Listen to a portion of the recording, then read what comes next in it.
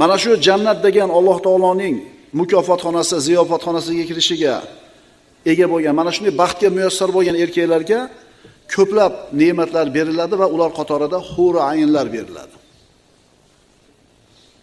Mana endi erkaklarga hur ayn berilsa, ayollarga nima beriladi? Mana avvalida erkaklarni jannatga targ'ib qiladigan, ular yaxshi ko'radigan narsalarning eng birinchisi aytilganda ayol aytildi. Bismillahirrohmanirrohim. Alhamdulillahi robbil alamin. Wassalatu wassalamu ala ashrafil mursalin wa ala alihi wa ashabihi ajma'in. Allahumma allimna ma yanfa'una wa anfa'na bima 'allamtana wa zidna ilma. Allahumma arina al-haqqa haqqan warzuqna ittiba'ah wa arina al-batila batilan warzuqna ijtinabah. Waj'alna mimman yastami'una al-qawla fayattabi'una ahsanah wa adkhilna bi rahmatika fi 'ibadika as-salihin. Amma ba'd. Assalomu alaykum va rahmatullohi va barakatuh. Yarahul mu'minuna bighayri kayfin va idrakin va darbin min misalin. Mu'minlar uni qandaydir bir holatsiz hamda biror idrok qilishsiz, zarb masalasiz ko'radilar. Nazmi bayoni: mu'minlar ko'radilar uni shaklsiz hamda idroksiz u zarbul masalsiz. Darsimiz avvalida bir savol berib qo'yib, toki javobi qanaqa bo'lar ekan degan, siz bilan biz bir ichimizni qaynatib turadi.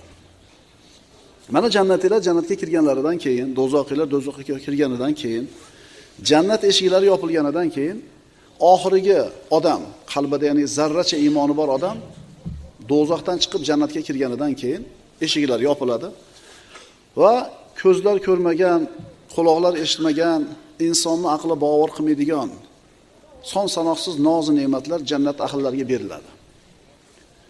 U yerda inson aqli bavar qilmaydigan ne'matlarni ko'radi. Shunday bir huzur halovatda turganda Alloh subhanahu va taolo pardani ko'taradi va ular Alloh subhanahu va taoloning jamoliga nazar solishadi. Shunda aqllari o'chadi, hushlaridan ketib. Bu go'zallikni, bu azamatni, bu buyuklikni oldida aqllari o'chadi. Mana endi eng katta ne'mat Alloh azza va jallaning diydoriga qarash. Alloh taolo Qur'onda aytadi, astagfirullah, lilladina ahsanul husna va ziyada. Chiroyli amal qilganlar uchun al-husno bor. Al-husnoni mufassirlar jannat deb aytishadi. Chiroyli amal qilganlar uchun husno bor, jannat bor va ziyada. Yana ziyodalik bor. Nima u ziyodalik desa, Alloh azza va jallaning jamoliga qarashlik. Alloh azza va jalla jannatiylarga xitob qiladi. Ya'ni rozimisizlar degan ma'noda bir xitob bo'lganda, Parvardigor, qanday rozi bo'lmaylik? Axir yuzlarimizni yoriq qilding, amallarimizni ko'paytirding, rahmating bilan, fazling bilan jannatga kirgizding. Allohning rahmati, fazli bo'lmasa hech kim kirmas edi jannatga. Agar adolat qilganda hech kim jannatga haqli bo'lmas edi. Qanday rozi bo'lmaylik deyshadi. Shunda Alloh taolo yana ziyoda qilaymi deydi. O'zi aqllar to'xtab qoldi, u yerdagi ne'matlarni ko'rib. Yana ziyodasi bormi deganda Alloh taolo hijobni ko'taradi. O'rtadagi pardani ko'taradi, Allohning jamoliga qaraydi ular. Shunda hozir aytayotgandek aqllar, hushlar uchadi. Endi o'ziga kelishadi. Parda tortildi. Endi savol. Endi jannatdagi ne'matlar skushniy bo'lib qolmaydimi? Shu savol edi. Tushunarlimi? Allohni ko'rganingdan keyin, Allohga qaraganingdan keyin bu hurayni nima? Bu yeydigan, ichadigan, minadigan narsalari nima? Allohning diydorini ko'rgandan keyin bular skushniy bo'lib qolmaydimi bizning tilda? Shu savolni inshaalloh nima qilamiz? Muolaja qilamiz. Demak, mu'minlar jannatga kirganlarida Alloh taoloni biror bir holatsiz, idrok qilishliksiz va biror narsaga o'xshatishsiz holda ko'radilar. Mu'minlar jannatga kirishganidan keyin, mana hozir aytib o'tdik, ularga ko'zi ko'rmagan, quloq eshitmagan son sanoqsiz ne'matlar beriladi. Mana bu haqida juda ko'p oyatlar bor. Shulardan ayrimlarini o'qiymiz. Astagfirullah. Udkhulul jannata antum wa azwajukum tuhbarun. Yutafu alayhim bisihafin min zahabin wa akwabin wa fiha ma tashtahihi al-anfus wa taladdu al-a'yun va antum fiha xolidun. Jannatga kiringlar. Sizlar va juftlaringiz shod bo'lursizlar. Ularga tillodan bo'lgan tovoqlar va qadahlar aylantirilur. U yerda ko'ngil ishtaha qiladigan va ko'zlar lazzatlanadigan narsalar bordir. Sizlar u yerda abadiy qolursiz. Demak, bu yeyiladigan, ichiladigan, miniladigan, xullas shunaqa bir insonni ko'zini quvontiradigan ne'matlar beriladi. Hurayinlar beriladi. Mana shu jannat degan Alloh taoloning mukofotxonasi, ziyofatxonasiga kirishiga ega bo'lgan, mana shunday baxtga muyassar bo'lgan erkaklarga ko'plab ne'matlar beriladi va ular qatorida hurayinlar beriladi. Mana endi erkaklarga hurayin berilsa, ayollarga nima beriladi? Jannatga kirgan ayollarga esa bunaqa narsa aytilmagan. Buni hikmat haqida ulamolar quyidagi so'zlarni aytadi. Nima uchun bu narsa aytilmagani so'ralmaydi, balki Alloh taoloning xohishi deb qo'yish kerak. Mana shu to'g'risi. Ikkinchi aytiladigan gap, bu yerda ikkita hikmat bor desak adashmaymiz. Birinchisi, ayollarning tabiati hayo. Shuning uchun Alloh taolo ayollarga ular hayo qiladigan narsani ochiq-oydin bayon qilmagan. Ikkinchi gap, oyat karimada erkaklarning ayollarga bo'lgan rag'bati boshqa narsalarning muhabbatidan muqaddam qo'yilgan. Chunki mana dunyoda erkak kishiga eng yoqadigan 6 ta narsa saralganda, birinchisi ayol aytilingan. Astagfirullah. Zuyyina lin-nasi hubbush shahawati minan nisa'i wal banina wal qanatiril muqantarati minadh dhahabi wal fiddati wal khaylil musawwamati wal an'ami wal harf. Odamlarga ayollardan, bolalardan, to'p-to'p tillo va kumushdan, go'zal otlardan, chorvadan, ekin-tikindan iborat shahvatlarni muhabbati zinatlandi. Zinatli bo'ldi. Mana shu narsalar ko'zimizga chiroyli ko'rinadi.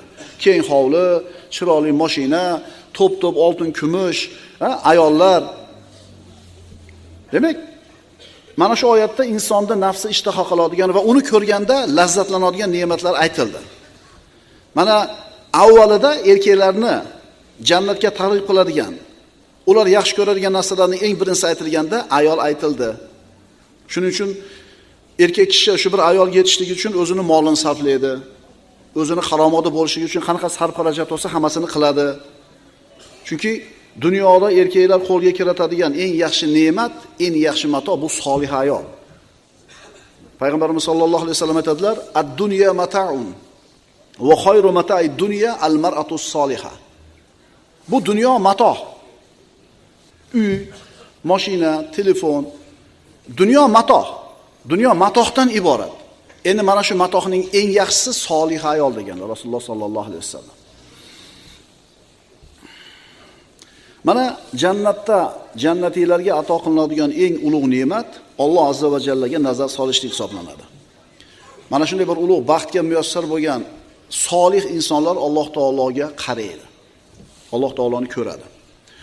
Mana endi O'shi rahmatulloh alayh ana shu holat, Alloh taologa qarash, Alloh taoloni ko'rishlik qanday bo'lish haqida so'z yuritadi-da, uni shaklsiz, idroksiz va biror timsolsiz bo'lishligini bayon qilgan. Shaklsiz, timsolsiz ko'riladi. Bu qanaqa bo'ladi? Sofo Loyor bobomiz aytadi: "Ko'ngilda ketsa, ko'zga tushsa har shay, erur andin munazzah xoliqi hay." Alloh haqida qanaqa tasavvur kelmasin hayolingizga. Ko'zingiz oldingizga qanday surat kelmasin, Alloh undan pok. Alloh unaqa emas. Chunki Allohning zotini idrok qila olmasligingni idrok qilishing, Allohning zotini idrok qilishingdir deyilgan. Allohning zotini qanaqa ekanligini men idrok qila olmayman ekan dedingmi? Demak, Allohni tanibsan. Allohning zoti siri haqida bahs qilish shirk keltirishlikdir deyiladi. Shuning uchun biz Alloh taoloni jannatda ko'rar ekanda o'tirib olib, xayolga erk bermaymiz. Biz nima deb tasavvur qilmaylik Alloh uni xilofida. Chunki har safar aytaman 55, 56, 58 kallalarimiz bilan u g'ayb olamida bo'ladigan ishlarning xabarini tahlil qilib, mag'zini chaqishga harakat qilmaylik. Aqlimiz yetmaydi u yog'iga. Bundan 100 yil burun mana shu tirnoqda keladigan plastmasani ichiga 100 ta, 10 mingta kitob sig'ib ketadi desa, tasavvur qilganmi odamlar? Qilganmi? Yo'q. Hozir menda fleshkalar ichida 10 mingta kitob bor. To'g'rimi? Qarang, dunyoda inson ozgina berilgan ilm bilan qilgan kashfiyotlariga insonda aqli lol qolyapti. Biz o'ylanib ham o'tirmaymiz, Alloh taolo qancha bizga ne'mat bergan. O'sha fleshkani yorib ko'ring, ichida nima bor ekan? Hech narsa yo'q uning ichida. Endi uni ichiga kitob sig'dimi? Siz aqlingiz olmasa ham, siz tushuna olmasangiz ham sig'dimi? Endi u yoqqa borganda nima bo'lishini siz mana bu kallangiz bilan tasavvur qilaman deb harakat qilmay qo'yavering. Ma'qulmi?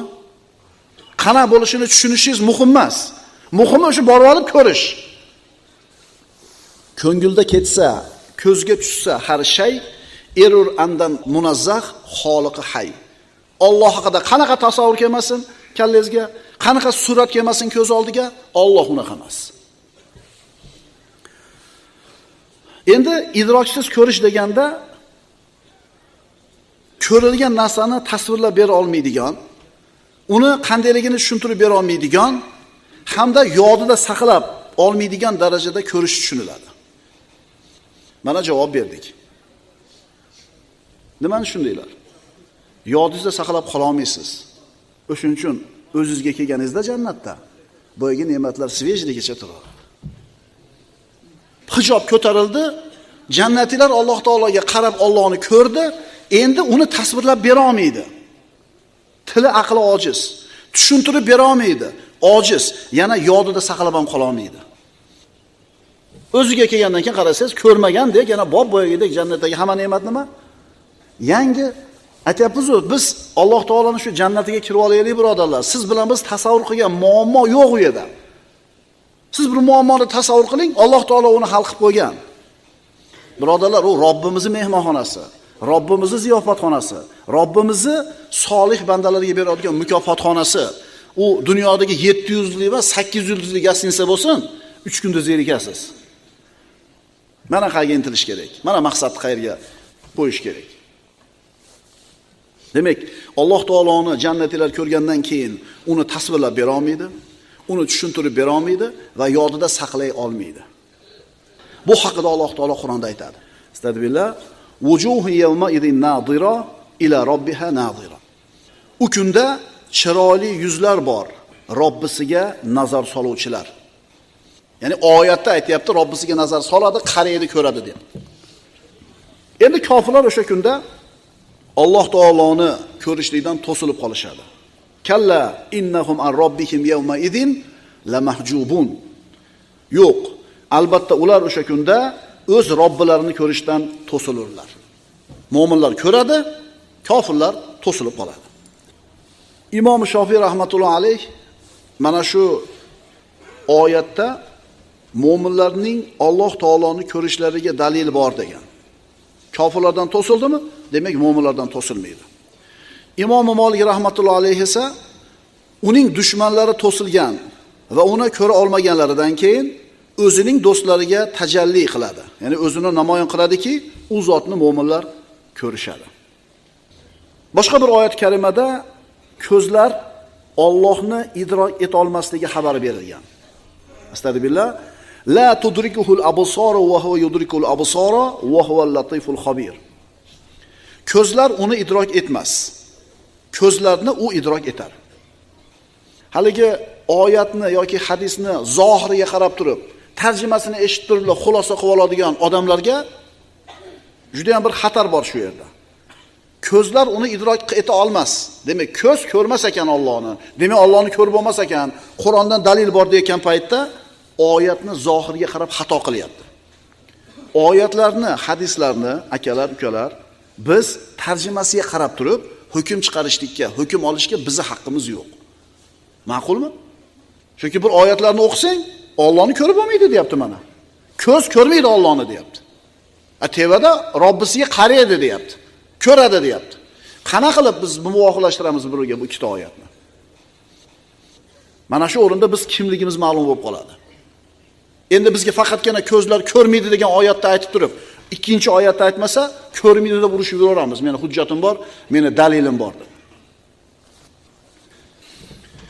Xo'p, demak bitta oyatda qaraydi dedi Allohga, ko'radi dedi, bitta oyatda ko'rmaydi ko'zlar uni dedi. Buni qanday tushunamiz? Mana shu oyat karimani ma'nosini 5 xil ta'bir qilishadi ulamolar. Birinchisi, uni ko'zlar ihota qila olmaydi, Alloh esa ko'zlarni ihota qiladi. Ikkinchisi, ko'zlar uni ko'rmaydi, u ko'zlarni ko'radi. Biz oyatni zohiridan tushungan ma'no. Ko'zlar Allohni ko'ra olmaydi, lekin Alloh ko'zlarni ko'radi. Mana shu so'zni aytuvchilar ikkita dalil keltirishadi. Birinchisi, ko'zlar oldidagi narsani ko'radi. Ko'zlar bilan ko'riladigan narsalar orasida masofa, fazo bo'lish kerak. Shu bois o'zlariga jips bo'lib turgan narsalarni ko'rmaydi. Agar ko'zlar uni ko'rsa, u chegaralanib qolishi lozim bo'lib qoladi. Shuning uchun ko'zlar uni ko'rmaydi. Siz bir narsani ko'rishligingiz uchun jism bo'lish kerak, yorug'lik bo'lish kerak va ko'zingiz bilan shuni o'rtasida masofa bo'lish kerak. Fiqhul akbarda keladi, mu'minlar Allohni ko'rishadi, Alloh bilan bandalarning o'rtasida masofa bo'lmaydi deydi. Voy, unda qanaqa qilib ko'radi? Mashina taqib oldingiz ko'zingizga telefoningizni. Ko'ra olasizmi? Ko'rish uchun nima kerak? Masofa kerak. Imom Azam aytayapti, Allohni ko'rishadi, Alloh bilan bandaning o'rtasida masofa bo'lmaydi deyapti. Unda qanaqa qilib ko'radi? Boshida nima dedik bunga? 56-58 kalleni ovora qilma. U yoqqa borganda ko'rasan. U yerdagi haqiqatni tushunishlikka harakat qilma bu kallang bilan, u boshqa olam deb aytdik. Mana shu fikrni aytayotganlarning ikkinchi so'zi eshitish, ovozlarni idrok qilishlik degani. Eshitish, ovozlarni tushunish, idrok qilishlik degani bo'lsa, ko'rish degani ranglarni idrok qilishlik degani bo'ladi. Endi Alloh taoloni ranglar bilan vasf qilish mumkin bo'lmaganidek, ko'rish bilan ham vasf qilish mumkin emas deyshadi. Uchinchi fikr, uchinchi ta'vil. Bu dunyoda mahluqotlarning ko'zlari Allohni idrok eta olmaydi. Oxiratda esa Robbisiga nazar soluvchilar ma'nosidagi oyatni taqozosiga ko'ra uni idrok etadilar. U zot esa dunyo va oxiratda ko'zlarni idrok qiladi. To'rtinchi ta'vil. Dunyo va oxiratda zolimlarning ko'zlari uni Allohni idrok eta olmaydi. Mo'minlarning ko'zlari idrok etadi. Chunki idrok etish osiylardan man qilinib, mo'minlarga ato etiladigan izzat ikrom deyiladi. 5-ta'vil. Ko'zlar uni dunyo va oxiratda idrok eta olmaydi, lekin Alloh taolo o'zining do'stlariga ulardagi 5 ta sezgilardan boshqa 6-chi sezgini yaratadi, uni o'sha alohida sezgi bilan ko'radilar.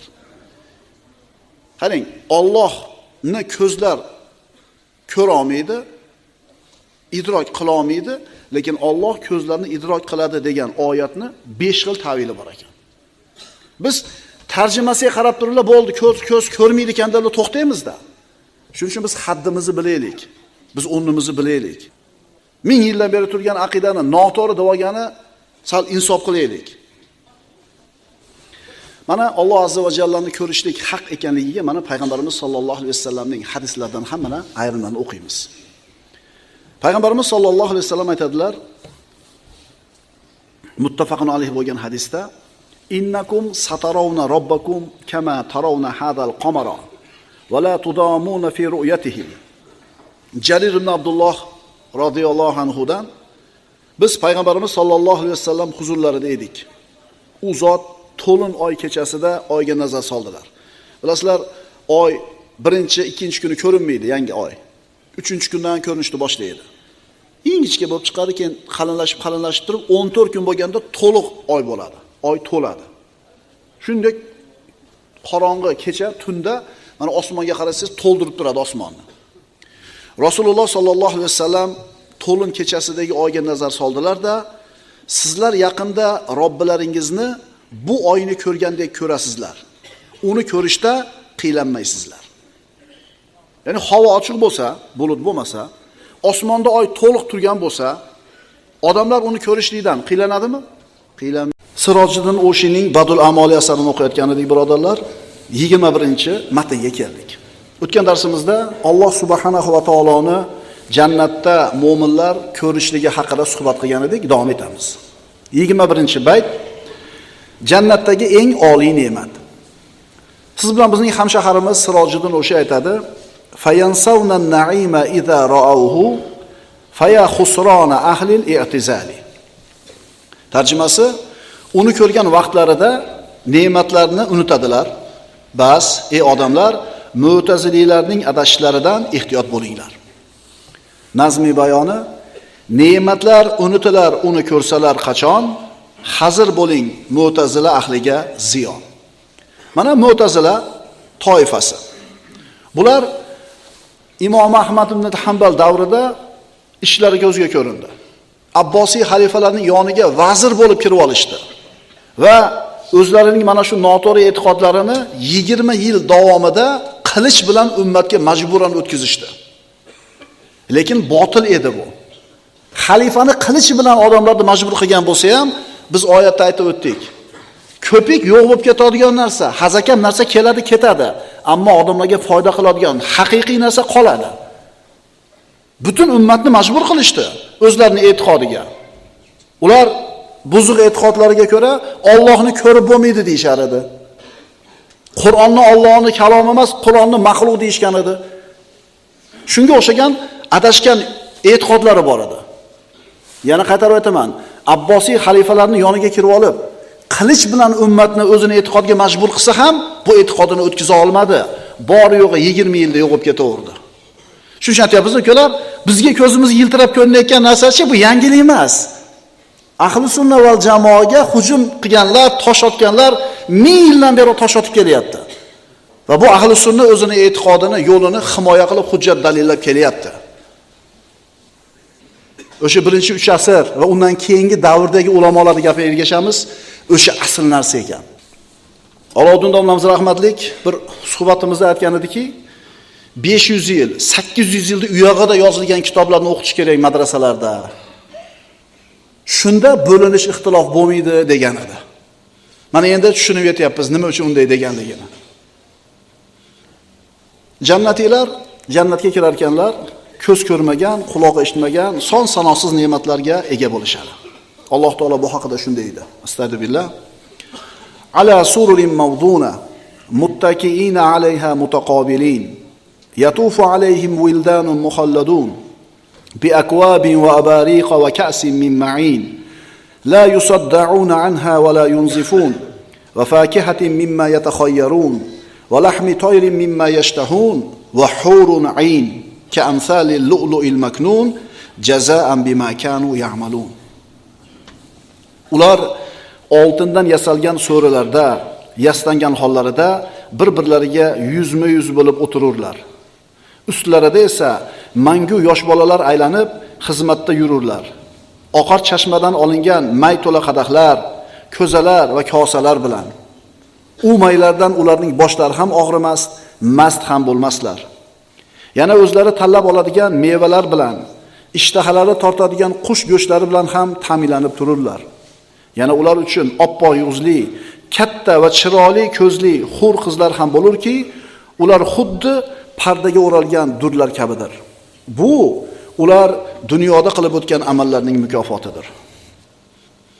Mana shunday ajoyib noz ne'matlar ichida jannatlar o'tirar ekan, Alloh subhanahu va taolo pardani ko'taradi va ular Alloh taoloning diydorini ko'radilar, hamma narsani unutishadi. Shu ma'noda Hishom ibn Hasson aytadi: albatta Alloh taolo jannat ahliga o'zini namoyon qiladi. Jannat ahli uni ko'rgan paytlarida jannat ne'matlarini unutadilar. Ammo unutadi degani keyin ular uchun jannat zerikarli bo'lib qoladi degani emas. O'tgan safar aytdik-a, Alloh taoloning jamolini ko'rgandan keyin bu jannatdagi ne'matlarda qadri qolmaydi. Allohning jamolini ko'rish qadayu, bu yerdagi jannatdagi ne'matlar qadi. Allohning diydorini ko'rgandan keyin jannatdagi ne'matlar zerikarli bo'lib qolmaydimi degan savolga javob berdik.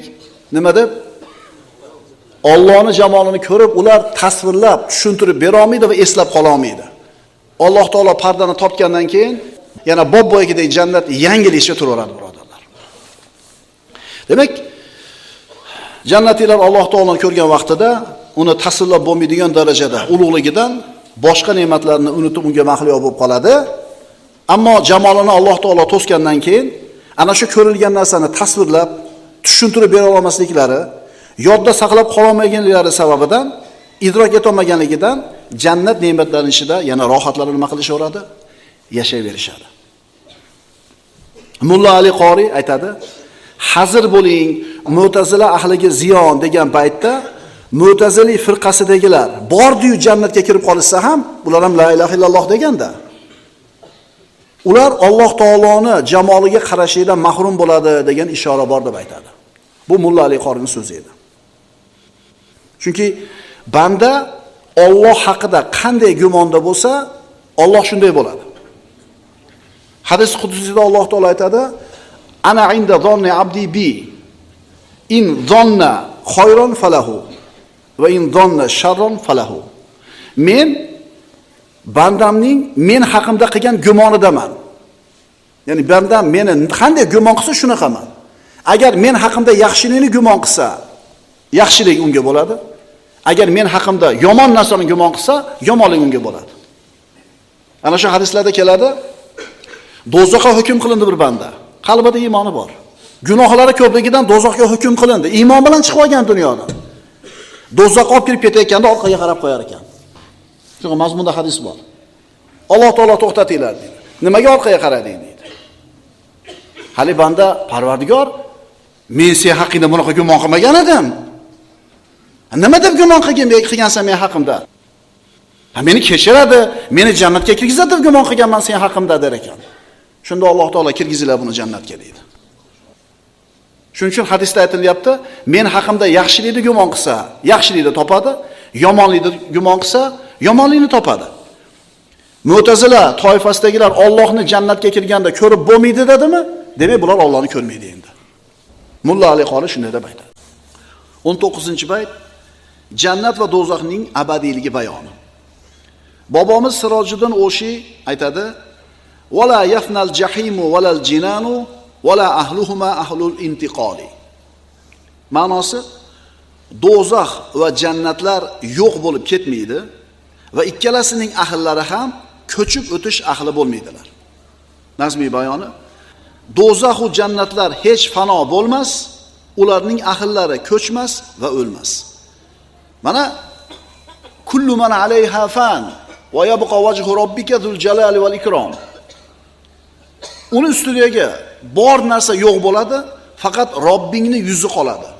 Abadiy faqat Alloh taolo.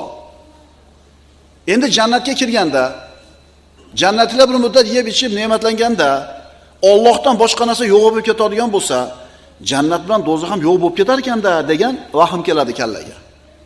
Shu masalani muolaja qilamiz hozir. Yaratilgan narsa yaratilgan kuni bo'ladi va bir kun nima bo'ladi? Yo'q bo'ladi. Demak, jannat bilan do'zaxni Alloh yaratdi, demak bir kun yo'q bo'lib ketish kerak ekan degan narsa keladi kallaga. Shuni ko'rib chiqamiz. Demak, jannat va do'zaxning borligiga iymon keltirishlik bu oxirat kunini borligiga iymon keltirishlikning bir muhim bo'ligi hisoblanadi.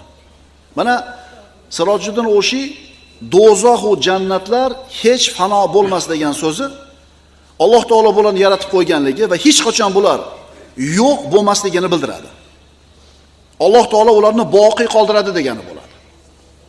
Ya'ni ahli sunna va jamoaning e'tiqodiga ko'ra do'zax ham jannat ham hozir bor, Alloh taoloni yaratib qo'ygan va ular hech qachon yo'q bo'lib ketmaydi.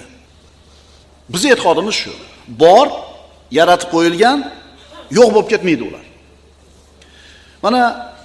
Mana shu masalada Mu'tazililar kabi adashgan toifalar jannat bilan do'zaxni yaratib qo'yilganligini inkor qilishgan. Ular Alloh taolo qiyomat kunida yaratadi. Agar hozir mavjud bo'lsa, oyatlarda xabar berilgandek yo'q bo'lib ketishiga to'g'ri kelib qoladi deyishgan. Masalan, qiyomat qoyim bo'lganda hamma narsa yo'q bo'ladi.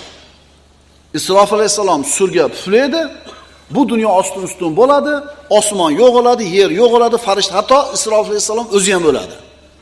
Agar jannat yaratilgan bo'lsa, ular ham yo'q bo'lib ketish kerak bo'ladi deb Mu'tazilalar shunaqa e'tiqodda gapirishgan. Agar jannat bilan do'zax yaralgan bo'lsa, qiyomat kunida hamma narsa yo'q bo'lganda, ular ham yo'q bo'lib ketish kerak. O'shuning uchun jannat bilan do'zax yaralmagan deyishgan ular. O'zlarini mana shu so'ziga dalil qilib, Astagfirullah. Kullu shay'in halikun illa wajha lahul hukmu va ilayhi turja'un oyatini keltirishgan.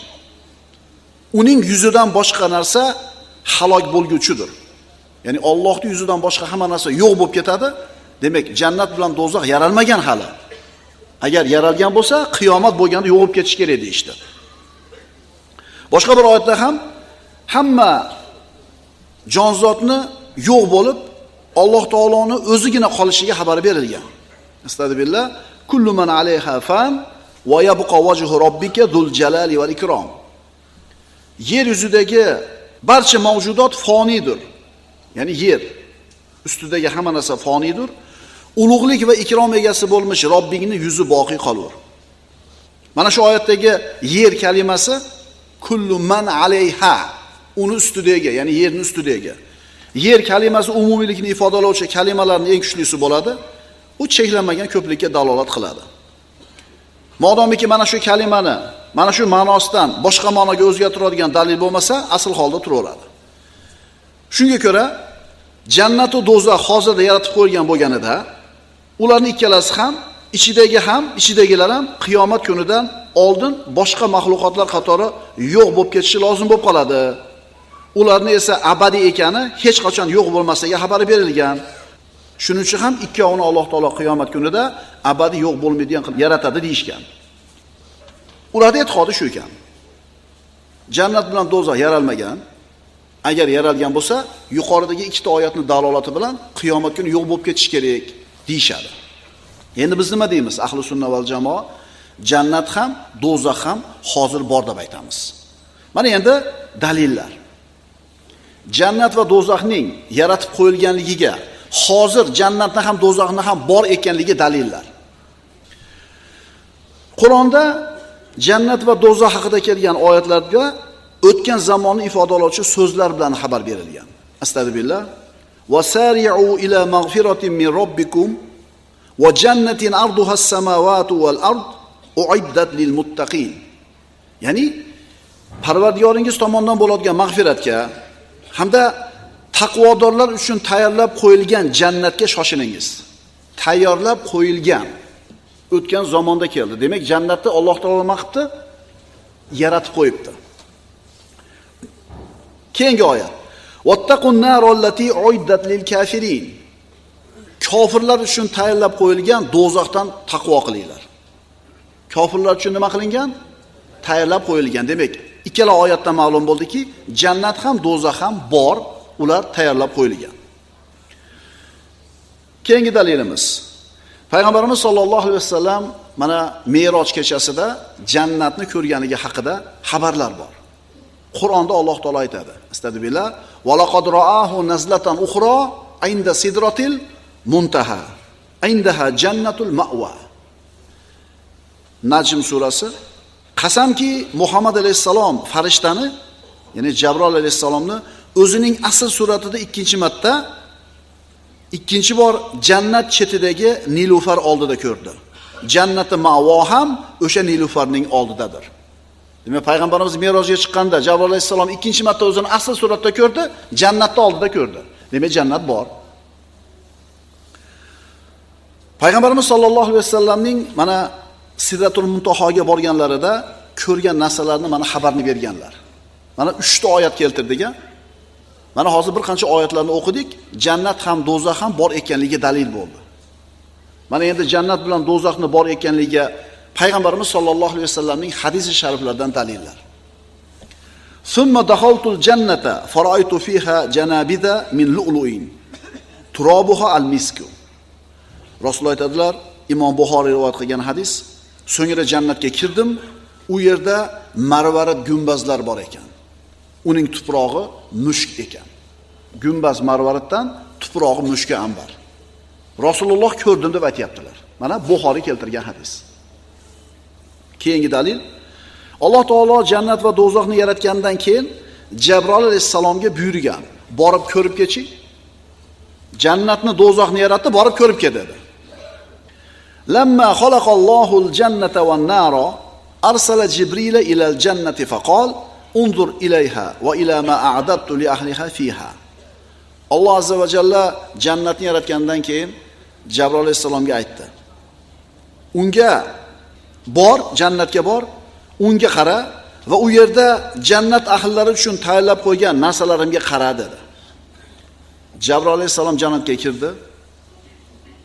Jannatga qaradi. Jannatda Alloh taolo jannatiylarga tayyorlab qo'ygan narsalarni ko'rdi-da, Allohning huzuriga qaytib, izzatingga qasam ichib aytamanki, u haqida, jannat haqida eshitgan kimsa borki, albatta unga kiradi dedi. Ya'ni jannatning ta'rifini eshitar ekanmiz, o'sha yoqqa borishni xohlaymiz. Alloh jannatga amr qildi. U yoqimsiz narsalar bilan o'raldi. Alloh taolo Jabroilga unga qayt, yana bir marta bor.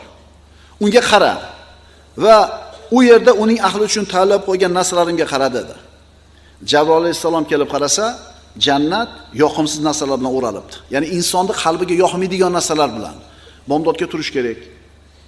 Qiylanib topgan pulingizni sarf qilish kerak. 5 mahal namoz o'qishlik kerak.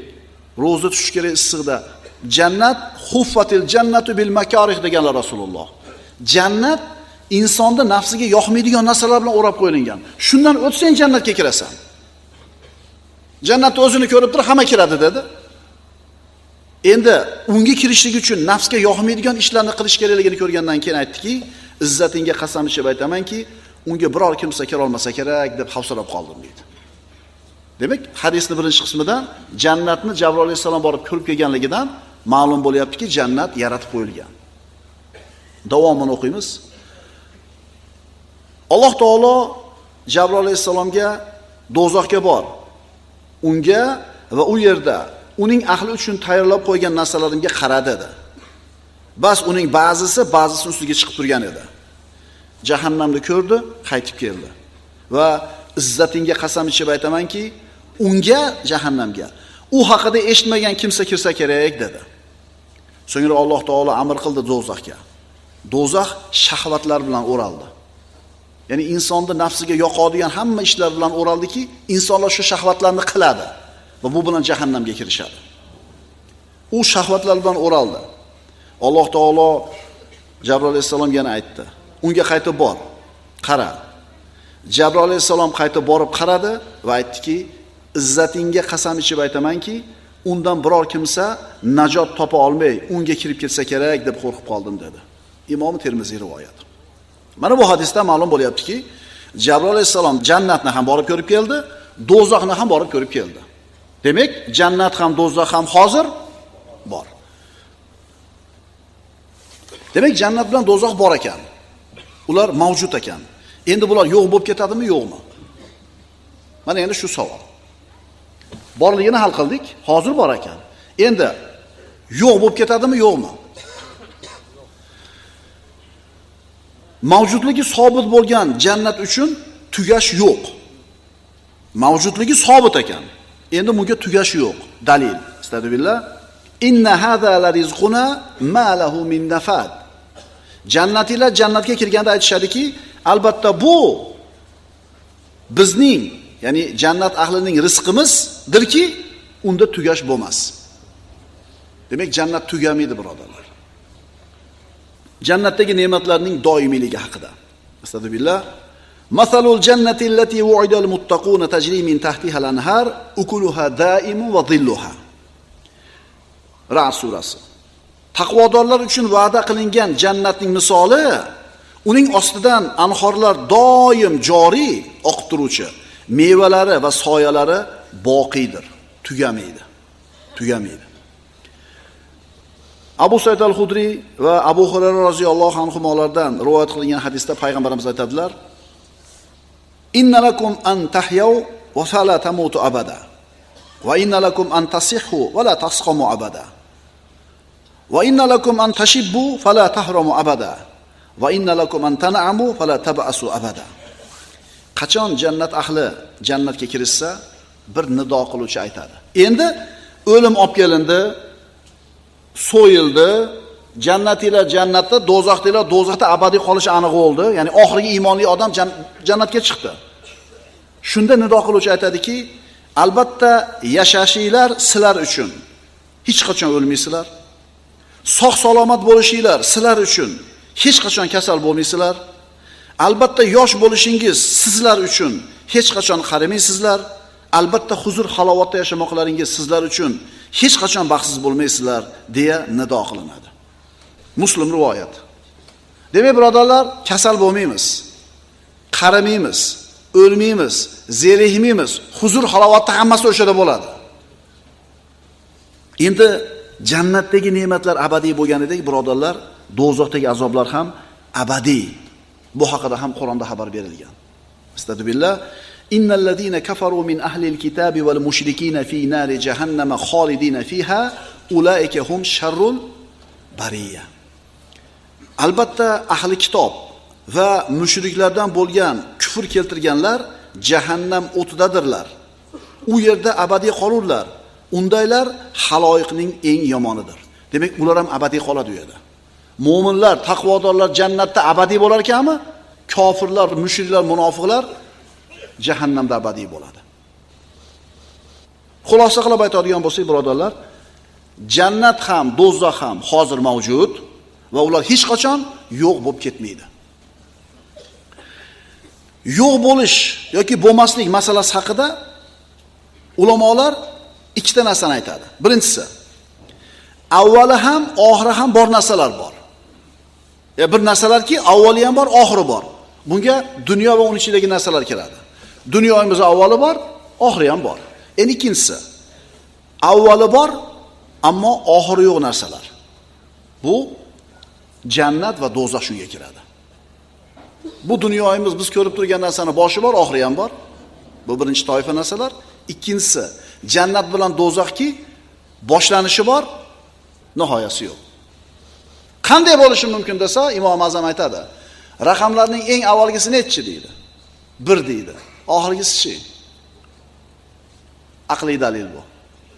1dan keyin 2, 2dan keyin 3, oxiri-chi? Mumkin ekanmi? Boshlanishi bor bo'lib turib, oxiri yo'q bo'lishi mumkin ekanmi? 1 boshlanishi. Endi oxiri yo'q bo'lgandek, jannat va do'zaxni yaralgan kuni bor, lekin yo'q bo'ladigan kuni yo'q. Jannat va do'zax Alloh taolo ularni yo'qdan bor qilishi bilan paydo bo'ldimi? Jannat bilan do'zax Alloh ularni yo'qdan bor qilishi bilan paydo bo'ldimi? Endi xuddi shunga o'xshagandek, Alloh taolo uni yo'q qilib yubormasligi bilan doimiy ham bo'ladi. Wala yafnal jahimu walal jinanu wala ahluhuma ahlu intiqali. Do'zax, jannatlar hech fano bo'lmas, ularning ahllari ko'chmas va o'lmas. Aqida darslaridan Sirojiddin O'shining Badul Amoli asarini o'qiyotgan edik. Bugun 18-matnni o'qiymiz. Mavzusi eng so'nggi manzillar. Ikkita manzil bor. Jannat, do'zax. Sirojiddin O'shi aytadi: "Li ahlil khayri jannatun va nu'ma va lil kuffari idrakun nakali." Solih bandalarga jannatlar va shod va xurramliklar bo'ladi. Kofirlarga esa qattiq jazolarning eng tubi bo'ladi. Nazmiy bayoni: solihlarga jannat, shod va xurramlik, kofirlarga uqubat, azob alamlik. Demak, inson alal oqibat dunyoda iymon keltirib yashagan bo'lsa, jannat mukofoti bilan ne'matlanadi. Agar kofir bo'lib, munofiq bo'lib yashagan bo'lsa, jahannamga boradi. Dunyoda iymon keltirgan va uni taqozosi bilan yaxshi amallarni qilib, xayr ahlidan bo'lgan baxtli insonlar Alloh taoloning ostlaridan daryolar oqib turadigan jannatlarga kirishadi. Xilma-xil ne'matlar bilan mukofotlanishadi. Ya'ni Alloh azza va jalla Qur'oni Karimda mana shunday o'zining solih, mo'min bandalarini qanday mukofot kutib turganligini Qur'onda bayon qilgan. Astagfirullah. Innalloha yudkhilul ladina amanu va amilus solihati jannatin tajri min tahtiha al-anhar yuhallawna fiha min asawira min dhahabin va lu'lu'a va libasuhum fiha harir. Albatta iymon keltirgan va solih amallarni qilgan zotlarni Alloh jannatdagi ostidan anhorlar oqib turadigan bog'larga kiritur. Ular u joyda oltin bilak uzuklar va marvaratlar bilan bezalurlar. Liboslari esa harir, ipak bo'lur. Bizni qilayotgan amallarimiz, tark qilayotgan ma'siyatlarimiz, buning orqasidan avvalambor Alloh azza va jallaning diydorini ko'rishni umid qilamiz va uning orqasidan jannatga kirishlikni. Ketamiz. Bu yerda o'tirganlarda birontasi yo'q edi 100 yil burun yer yuzida. Va bu yerda o'tirganlardan birontasi qolmaydi 100 yildan keyin. Biz bu dunyoda abadiy qolish uchun kelgan emasmiz. Biz bu dunyoga kirib, amal qilib chiqib ketish uchun kirganmiz. Biz dunyoga kirib, o'sha Alloh taoloning marhamatiga loyiq bo'ladigan ishlarni qilib, Allohning diydorini ko'rish uchun shunga kirganmiz. Lekin jannatga kirish Allohning fazli marhamati bilan bo'ladi. Amal bilan emas. Rasululloh aytdilar, hech kimning amali uni jannatga olib kirib keta olmaydi. Vala anta ya Rasululloh, sizni amalingiz ham olib kirib keta olmaydimi? Meni ham amalim olib kirib keta olmaydi. Kim amali? Illa an yataghammadani Allohu bi rahmatihi dedilar Rasululloh. Faqat Alloh rahmati bilan o'rab olsa, ine jannatga kiraman. Jannatga Allohning fazli marhamati bilan kiramiz. Endi amallarimiz ana shu jannatga kirganimizdagi darajamizni, martabamizni belgilaydi. Tushunarlimi? O'shuning uchun mo'min odam qo'rqib turadi-da, har qancha amali ko'p bo'lmasin, Alloh rahmatidan umidim bor deb turadi. Bo'lmasam qanaqa Umar ibn Xattobdek kishilar xavotir olgan u. Qaniydi onam meni tug'masa, qaniydi dunyoga kelmasam deb turgan. Vaholanki tirikligida Rasulullohdan qanaqa bashoratni eshitgan kishi bo'lgan. Shuning uchun mo'min odam doim xavotirda turadi. Allohning rahmatidan mahrum bo'lib qolmaydi. Alloh qiyomat kunida adolat qilsa, hech kim jannatga kirmaydi. Adolat nima edi? Siz nimaga loyiq bo'lsa, shuni bersa adolat bo'ladi. 100 mingga yopib beradi mana tomni. Yopib berdi. 100 mingni berdingiz. Bu adolat bo'ldi. U haqqini oldi. Endi 10 ming qo'shib berdingiz. Bu fazilat. Mana shu uyda egasi sizga fazilat ko'rsatdi. Loyiq emas siz 10 mingga, siz 100 mingliksiz. Lekin 10 mingni nima qildi? Jannatga Allohning fazli bilan kiramiz, ammo kirgandan keyin bandalarning dunyoda qilgan amallariga qarab turib darajasi belgilanar ekan demak. Dunyoda solih amallarni ko'proq qilganlarning jannatdagi darajasi o'z-o'zidan ma'lum bo'lyapti. Yuqoriroq bo'ladi. Amali ozroq bo'lganlar quyiroq bo'ladi, pastroq bo'ladi. Jannat so'zi lug'atda bog' ma'nosini bildiradi. Yana to'silgan degan so'zdan olingan. Jin so'zi ham birodarlar to'silgan degan so'zdan olingan. Siz bilan bizni ko'zimizdan to'silganligi uchun jin. Jinni yoki jinnilik ham mana shu ma'noda bo'ladi-da, mana shu jinnilik degan vasfga ega bo'lib qolgan odam qalbi yaxshi bilan yomonni ajrata olmay qoladi. Shuning uchun jinni deyiladi. Qarang, jannat, jin, jinni degan so'z asli nima ekan? To'silgan degan so'z ekan. Mukofotlari jannat bo'lgan solih bandalar mana Alloh taolaning jannatiga kiradi. Jannat deb nomlanishi unga kirgan kishilarni daraxtlar to'sib turgani yoki u joyda beriladigan mukofotlar to unga kirguncha to'silgani uchundir ham deyiladi. Mana endi matnda jannat deyildi. Ya'ni jannatlar dedi. Demak jannat bitta emas. Mana endi jannatning nomlari. Birinchisi Firdavs, bog' va bo'ston ma'nosida. Astagfirullah. Innallazina amanu va amilus solihati kanat lahum jannatul firdavsi nuzula. Albatta iymon keltirgan va ezgu ishlarni qilgan zotlar uchun Firdavs bog'lari manzil bo'lur. Ikkinchisi Adn. Jannatning ikkinchi ati Adn, vatan tutmoq. Astagfirullah. Jannatu adni yadkhulunaha tajri min tahtiha al-anhar lahum fiha ma yasha'una kadhalika yazzillahul muttaqin. Eslab qolamiz. Birinchisi Firdavs, ikkinchisi Adn. Ular ostidan anhorlar oqib turadigan mangu jannatlarga kirurki, ular uchun u yerda xohlagan narsalari bordir. Taqvodorlarni Alloh taolo mana shunday mukofotlaydi. Firdavs, Adn. Uchinchisi Naim, huzur, halovat. Astagfirullah. Inna lil muttaqina 'inda robbihim jannatin na'im. Albatta taqvodorlar uchun Parvardigorlari huzurida ne'mat bog'lari bordir. Firdavs, Adn, Naim. 4-si xuld, mangulik. Astagfirullah. Qul azalika khayrun am jannatul khuldi allati wu'idal muttaqun kanat lahum jazaan va masira. Ey Muhammad alayhisalom, ularga ayting, shu do'zax yaxshiroqmi yoki taqvodorlarga va'da qilingan mangulik jannatimi? Ular uchun mukofot natija bo'lar edi. Firdavs, Adn, Naim, Xuld. 5-si ma'vo, tekis joy. Astagfirullah. Amma allazina amanu va amilus solihati falahum jannatul ma'wa nuzulan bima kanu ya'malun.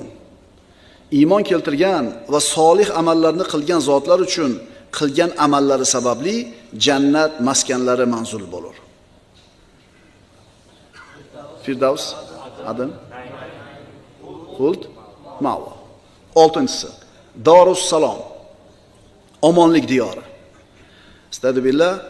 Lahum darus salami 'inda robbihim va huwa waliyuhum bima kanu ya'malun. Ular uchun Parvardigorlari huzurida Darus Salom, tinchlik diyori, ya'ni jannat bordir. U zot Alloh qilib o'tgan yaxshi amallari sababli ularning do'stidir. Firdavs, Adn, Naim, Ma'vo, Xuld, Darus Salom. Mahalida qaysinasi bo'lsa ham, shu bittasi kirib qolsa bo'ldi dedi-da. Payg'ambarimiz sollallohu alayhi vasallam aytadilar, jannatiylarni birini martabasi bilan ikkinchi martabasining o'rtasida osmon bilan yerchalik masofa bor. Pastda turganlar tevadagilarning maqom martabasini ko'radi. Shu ko'rib turib havas qiladi, lekin yeta olmaydi uyiga. Nima sababli? Amallarning ozligi sababli. Amallarning ozligi sababli.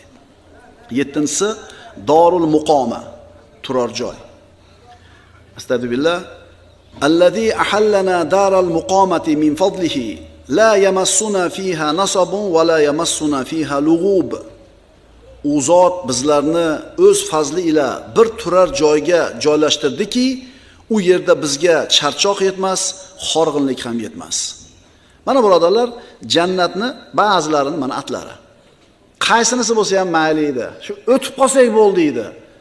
Abu Bakr Siddiq roziyallohu anhu tirikligida jannatning bashoratini eshitgan, payg'ambarlardan keyingi eng yaxshi inson deyilgan Siddiq roziyallohu anhu qiyomatdan esolomon o'tib, tarozidan o'tib, Sirot ko'prigidan o'tib, odamlarni oldi berdisidan qutulib, jannatni ostonasidan o'ng oyog'i bilan oqlab kirib, bitta oyog'i tashqarida, chop oyog'i, bitta oyog'i ichkarida turar ekanman, Allohning makridan qo'rqaman. Ikkinchi oyoq kirmadimi hali? Allohning makridan qo'rqaman. Chunki Alloh bitta makr qilib chiqarib yuborishi mumkin deydi. Bo'lmasam Rasulullohning eng yaqin sahobasi, Rasululloh hech kimga teng qilmagan bu sahobasini. Shu kishi xavotir olyapti. Bitta oyog'i jannatda turganda. Biz birodarlar xuddi ikkala oyog'imiz bilan jannatda turgandek xotirjammiz. Allohning makridan, Allohning fitnasidan omonda bo'la olmaymiz birodarlar. Haqqimiz yo'q bizni. Imom Ahmad ibn Hanbal vafot etganda o'g'li turadi oldida, Abdulloh. Bir hushidan ketadi, Imom Ahmad bir o'ziga keladi. Ancha yotadi-da, o'ziga keladi-da, hali yo'q deydi. Yana hushidan ketadi. Yana ozgina turib o'ziga keladi, yo'q yo'q deb o'zidan ketadi yana. Yana o'ziga kelganda o'g'li nima deyapsiz dada? Nima deyapsiz? Hali yo'q deyapsiz. Bolam, bilmayapsanmi nima bo'layotganini? Yo'q, bilmayapman dedi. Uyda burchagida iblis turibdi, shayton. Bilasizlar, Imom Ahmadning ustida qanaqa fitnalar bo'lgan. Barmog'ini ishlab turibdi iblis. Ahmad, qutulib ketding ha? Ya'ni shuncha tuzoq qo'ydim, shuncha azoblarga qo'ydim, shuncha fitnalarga soldim, haqda turib qutulib ketding meni fitnamdan deganida aytayapman, yo'q, hali yo'q. Hali jonim tanamda turibdimi? Ruhim tanamda turibdimi? Hali fitnadan omonda emasman deyapti. Ma'qulmi? Shuning uchun birodarlar, har kuni biz mana shu narsani esimizdan chiqarmasligimiz kerak. Dunyo fitnasi, ayollar fitnasi, mansab fitnasi, qo'yingki fitna to'lib yotibdi. Alloh o'zi panoh bersin. Jannatiylarning xursandchiligi, quvonchi hali jannatga kirmasdan avval boshlanadi. Jannatning hidi 500 yillik masofadan kelib turadi deganlar Rasululloh. Hidini hidaganda maza qilishni, xursand bo'lishni boshlaydi. Endi jannatga kirishga izn berilgandan keyin hammalari xursandchilikdan entikib unga yaqinlashadi. Jannat eshiklari ham ko'rinib, unga yaqinlashgan sari xursandchiligi ziyoda bo'lib boradi. Jannat eshiklari ochiq turgan bo'ladi. Mana jannatning qo'riqchilari ularga qarab, sizlarga salomlar bo'lsin. Xush keldingiz. Unga mangu qoluvchi bo'lgan holingizda kiring deya olqishlar bilan kutib oladilar. Astagfirullah. Wasiqal ladina taqaw rabbahum ilal jannati zumara hatta idza ja'uha wa futihat abwabuha wa qala lahum khazanatuha salamun alaykum tibtum fadkhuluha khalidin. Zumar surasi. Parvardigorlaridan qo'rqqan taqvoli zotlar ham guruh holda jannatga boshlab borilur. Haydab boriladi, haydab borishadi. To qachoniki ular uning darvozalari ochilgan holda ekanligida yetib kelganlarida ochiq turibdi. Va uning qo'riqchilari sizlarga salom, xush keldingiz. Bas unga mangu qoluvchi bo'lgan holingizda kiringiz deganlarida ular behad shodlanurlar. Mana endi jannatga kirishganidan keyin ko'zi ko'rmagan, qulog'i eshitmagan, sanab adog'iga yetib bo'lmaydigan ulug' ne'matlar ato qilinadi. Ana shu jannatga kirayotgan paytimizda bizga beriladigan birinchi ne'mat bilasizlarmi nima? Astagfirullah. Ya ibadi, la xawfun alaykumul yawma wa la antum tahzanun allazina amanu bi ayatina va kanu muslimin. U kunda taqvo ahliga aytiladi. Ey bandalarim, bugun sizlarga xavf yo'qdir va sizlar aslo g'am chekmaysiz. Sizlar dunyoda oyatlarimizga iymon keltirgan va musulmon bo'lgansiz. Jannatga kirayotganda udhuluha bi salamin aminin oyati bor. Unga salomat va xotirjam kirasizlar. Tinch bo'lasizlar, sog' bo'lasizlar. Jannatga kirayotganda sizga aytiladigan birinchi narsa tinch bo'lasan. Xavotiring bo'lmaydi, qo'rquving bo'lmaydi, g'aming bo'lmaydi. Bo'ldi, tugadi. U g'am, tashvish, taklifot hovlisi buyog'ida. Astagfirullah. Udkhulul jannata antum va azwajukum tuhbarun. O'zingiz ham, xotinlaringiz ham mamnunlik hollaringizda jannatga kiringiz. Keni ham yoningizda bo'ladi. Unda qana bo'ladi domla Xurayinlar bilan? U xotin turgan bo'lsa, u Xurayin bo'lsa qana bo'ladi? Birodar, siz bu dunyodagi 55-56 kallangiz bilan u yerdagi narsani tushunaman deb harakat qilmang. Siz qanaqa tasavvur qilmang bir muammoni, Alloh taolo uni hal qilib qo'ygan bo'ladi. U xurdi ko'rmaydi ayolingiz.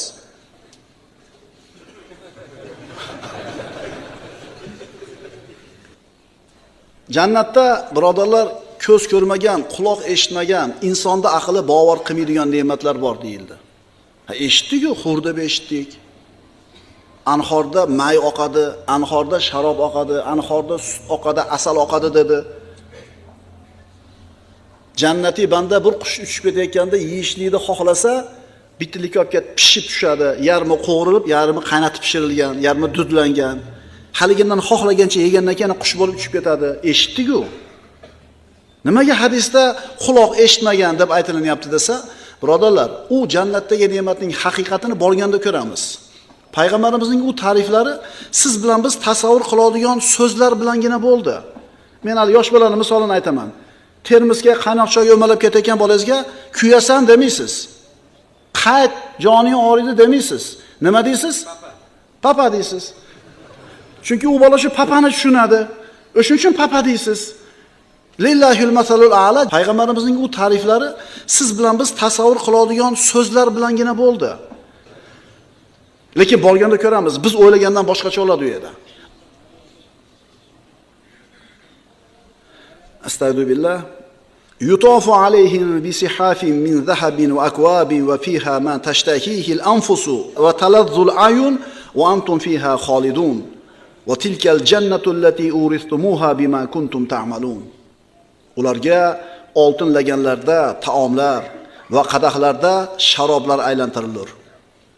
U joyda ko'ngillar tilaydigan va ko'zlar lazzatlanadigan barcha narsa bordir. Sizlar u joyda mangu qolursiz.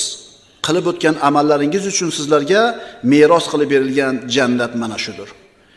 Qilgan ishinglarga yarasha deyapti-ku baribir. Yo'q, birodar, jannatga kirishingiz Alloh rahmati bilan bo'ldi. Darajangiz amalga yarasha bo'ldi. Va e'tibor bergan bo'lsanglar, meros qilib berilgan jannat mana shu deyilyapti. Meros nima u? Kimdandir sizga qolgan narsa.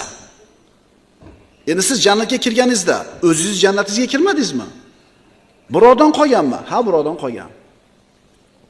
Alloh azza va jalla Odam alayhisalomga dedi: "Ey Odam, farzandlaringdan jahannam haqqini ajratib qo'y. Do'zax haqqini ajratib qo'y." Parvardigor, meni farzandlarimdan do'zax haqqi nima u deganida, 1000 ta farzandingdan 999 tasi do'zaxda, bittasi jannatda bo'ladi dedi. Bu hadislarni eshitib turib, yuragingiz orqaga tortib ketadi. Qo'rquvingiz ziyoda bo'ladi. Bir hadisni o'qiysiz, ko'nglingiz cho'kib, bo'yningiz qisilib ketadi. Yana bir hadisni o'qiysiz, ko'nglingiz ko'tariladi. Mo'min mana shunday yashash kerak. Allohning rahmatidan umidi bo'ladi. Allohning azobidan qo'rquvi bo'ladi. Xuddi qushning ikkita qanoti bo'lgandek, qo'rquv va umid bo'ladi, mo'min to'g'ri ketadi. Agar faqatgina Allohning rahmat haqidagi narsalar aytilaversa, bandalar amalga beparvo bo'lib qoladi. Demak, boyaga 1000 ta odamda jannatda joyi bor edi. Shundan 999 tasi do'zaxga ketdimi? Endi boyaga bitta qolgan baxtli jannatiy mo'min bandaga boyaga 999 tani yeri beriladi. Akalar, har bitta odamni biz tilda aytamiz, jannatda ham uchastkasi bor, do'zaxda ham uchastkasi bor. Alloh taolo odil zot. Ikkala tomondan unga joylar ajratib qo'ygan. Dunyoda iymon keltirishi, solih amalni qilishi bilan jannatdagi joyini haq qilib, do'zaxdagi joyini bekor qiladi. Endi dunyoda kufroni ne'mat qilsa, kofir bo'ladigan bo'lsa, jannatdagi joyini bekor qilib, do'zaxdagi joyini haq qilib oladi. O'shuning uchun aytayapti: "Uristumuha", sizlarga meros qilib berildi. Bitta odam 1000 ta odamning joyini egallaydi. Umar ibn Xattob aytar ekan: agar yer yuzidagi hamma odamlar do'zaxga kirib, bittasi jannatga kiradi desa, o'sha bitta menmikinman deb orzu qilaman deydi. Endi 1000 ta odamdan 999 tasi jannatga kirib, bittasi do'zaxga kiradi desa, o'sha bitta odam men bo'lib qolmasmikinman deb qo'rqaman deydi. Kim? Kim? Umar odil. Agar mendan keyin nabiy bo'lganida, deyapti Rasululloh, Umar bo'ladi deganlar. Nabiy bo'lmaydi payg'ambarimizdan keyin. Shu odam xavotir olgan shunchalik. Biz ozgina bir ihson qilib qo'ydik, bir qandaydir bir ko'zga ko'rinadigan yaxshilik qilib qo'ydik, bo'ldi, uje biz nimamiz? O'zi jannat sotib qo'ydi, bitta masjid qurib qo'ydi, bitta o'zichi. Gap yo'q nima. Mashinchi yetimni boqonini boqib qo'ydi. Qayoqdan bilasan Alloh qabul qildimikin sendan? Shuning uchun biz hech kimni jannati ham deya olmaymiz, hech kimni. Endi jannatlarga kirish Alloh taoloning fazli marhamati bilan bo'lsa, do'zaxga kirish Allohning adolati bilan bo'ladi. Alloh qiyomatda bizga adolat bilan hukm qilmasin. Alloh taolo bizga fazli bilan hukm qilsin. Agar adolati bilan hukm qilsa, hech kim jannatga kirmaydi. Yuqorida aytib o'tdik. Bu bayt yaxshilarga Alloh taoloning fazli marhamatiga erishishlariga ko'ra ne'mat darajalari bor, kofirlarga esa u zotning adolatiga muvofiq tobora azoblarga sho'ng'ish bor ma'nosidadir. Kofirlarning azoblarga sho'ng'ishlari haqida Qur'onda xabar berilgan. Astagfirullah. Innal munafiqina fid darkil asfali minan nar va lan tajida lahum nasira. Niso surasi. Albatta munofiqlar do'zaxning eng tubida bo'lurlar. Ularga o'shanda biror yordamchi topmassiz. Munofiqlar kofirlardan ham pastda bo'ladi. Mushriklardan ham pastda bo'ladi. Majusiylardan ham pastda bo'ladi. Dahriylardan ham pastda bo'ladi. Eng tagida jahannamda munofiqlar bo'ladi. Do'zaxning nomlari. Qur'on Karimda birodarlar do'zaxning nomlari quyidagicha bayon qilingan. Birinchisi jahannam, abadiy jazo diyori. Astagfirullah. Innal ladina fatanul mu'minina wal mu'minati thumma lam yatubu falahum azabu jahannam va lahum azabul hariq. Albatta mu'min va mu'minalarni fitnaga solib, so'ngra tavba qilmagan kimsalarga jahannam azobi va ular uchun o't azobi bordir. Demak, jahannam. Ikkinchisi, lado. Kuchli alanga degani. Astagfirullah, kalla innaha lado nazza'atan lish-shawa. Yo'q. Axir u shunday do'zaxdirki, terilarni sidirib oluvchidir. Ma'orij surasi. Uchinchisi, hutoma. Sindiruvchi, vayron qiluvchi, hutoma. Kalla la yunbadanna fil hutoma. Yo'q, qasamki, albatta u hutomaga tashlanur. To'rtinchisi, sa'ir. O'ta qizigan. Jahannamning yana bitta nomi sa'ir. Astagfirullah. Inna shaytona lakum aduwwun fattakhiduhu aduwwa. Innama yad'u hizbahu liyakunu min ashabis sa'ir. Albatta shayton sizlarga dushmandir. Bas uni dushman tutingiz. U o'z firqasini, ya'ni o'ziga ergashganlarni sa'ir ahli bo'lishiga da'vat qilur. Beshinchisi, saqor. Qattiq kuydirib jizg'anak qiluvchi. Astagfirullah, sauslihi saqor. Yaqinda men uni saqarda, ya'ni jahannamda kuydirajakman. Oltinchisi, jahim. Jahim, o'ta issiq olov. Va innal fujjara lafi jahim. Fojirlar, kofirlar esa do'zaxdadirlar. Yettinchi nomi haviya. Qattiq qizigan o't. Fa ummuhu haviya va ma adraka ma hiya narun hamiya. Bas, uning onasi hoviyadir. U hoviyaning qanday ekanini sizga nima bildirdi? U qattiq qizigan o'tdir. Nima birodarlar? Yaxshiga mukofot, yomonga jazo beriladigan qiyomat kunida mana iymon keltirishdan, mana shu kungi iymon keltirishdan takabburlik qilganlarning boradigan oqibatlari mana shu bo'ladi. Jahannamga hukm qilinganlarni farishtalar kuch bilan haydab boradilar. Astagfirullah. Yawma yud'una ila nari jahannama da'a. Hadhihi an-naru allati kuntum biha tukadhibun. Afasihrun hadha am antum la tubsirun? U kunda dedi Alloh taolo, ular jahannam olovi sari haydalurlar. Ularga aytiladi: sizlar yolg'on deb yurgan do'zax mana shudir.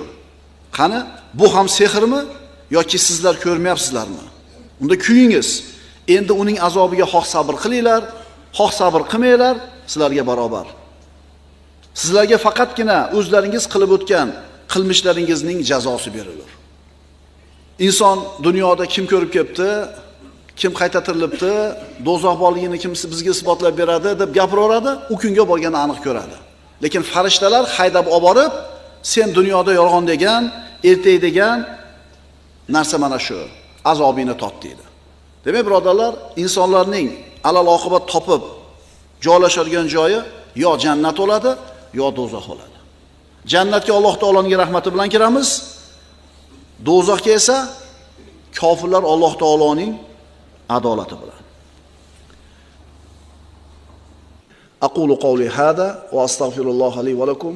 Innalloha va malaikatahu yusalluna alan nabiy. Ya ayyuhalladhina amanu sallu alayhi va sallimu taslima.